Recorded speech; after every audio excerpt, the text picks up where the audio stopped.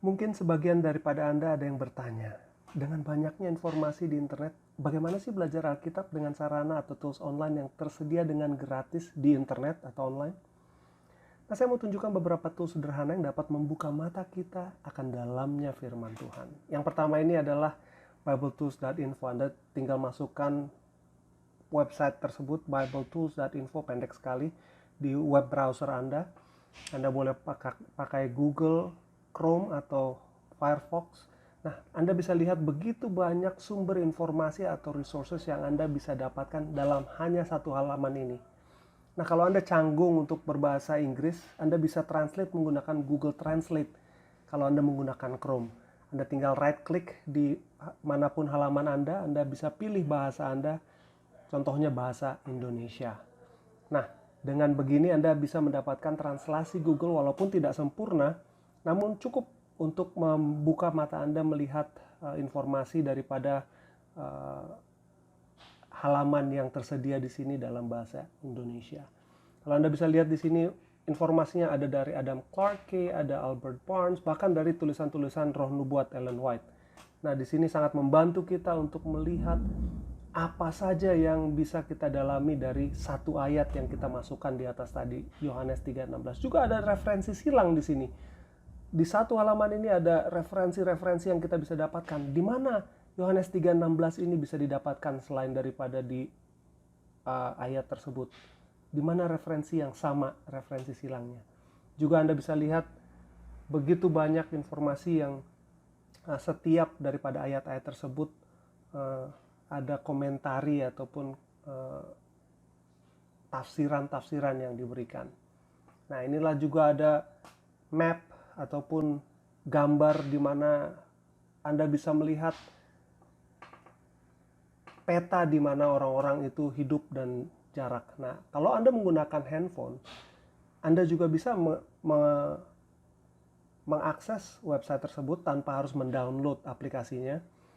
Jadi Anda bisa masukkan di dalam web browser Anda yang ada di HP. Silakan masukkan bibletools.info lagi tadi, ya. Jadi Anda bisa gunakan ini, Anda bisa lihat scroll down, scroll up, dan Anda bisa klik seperti tadi saya lakukan untuk translate, ya, di titik 3 di pojok kanan atas. Dan Anda bisa pilih bahasa yang Anda mau gunakan, translate dari bahasa Inggris ke bahasa Indonesia contohnya.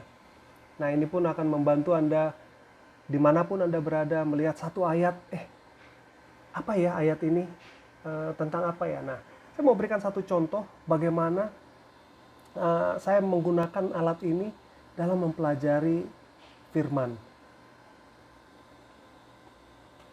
Beberapa waktu yang lalu saya menemukan ayat ini di dalam 1 Korintus 10 ayat yang keempat, dikatakan, dan mereka semua minum minuman rohani yang sama, sebab mereka minum dari batu karang rohani yang mengikuti mereka. Dan batu karang itu ialah Kristus. Saya lalu berpikir, memangnya ada batu yang mengikuti mereka sepanjang 40 tahun ya?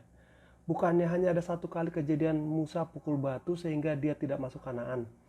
Nah, bila mana Anda menggunakan tools yang tadi saya berikan, Anda tinggal masukkan itu tadi ayatnya, 1 Korintus 10 ayat yang keempat, dan Anda akan mendapatkan begitu banyak informasi dan yang Anda bisa gunakan dalam pembelajaran Anda. Lihat di referensi silang di sebelah kanan. Ingat ayat ini, Keluaran 17 ayat 6, paling atas nih Bilangan 20 ayat ke-11. Dua referensi ini akan saya buka nanti dan kita akan melihat apa yang terjadi.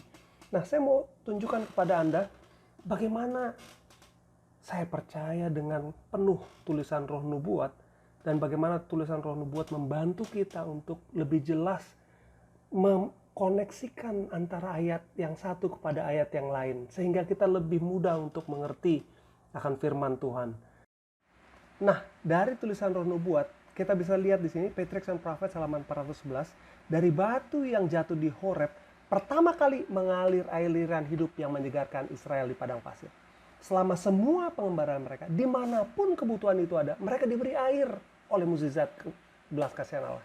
Namun air itu tidak terus mengalir dari Horeb, karena dimanapun dalam perjalanan mereka ingin air, di sana dari celah-celah batu menyembur keluar di samping perkemahan mereka.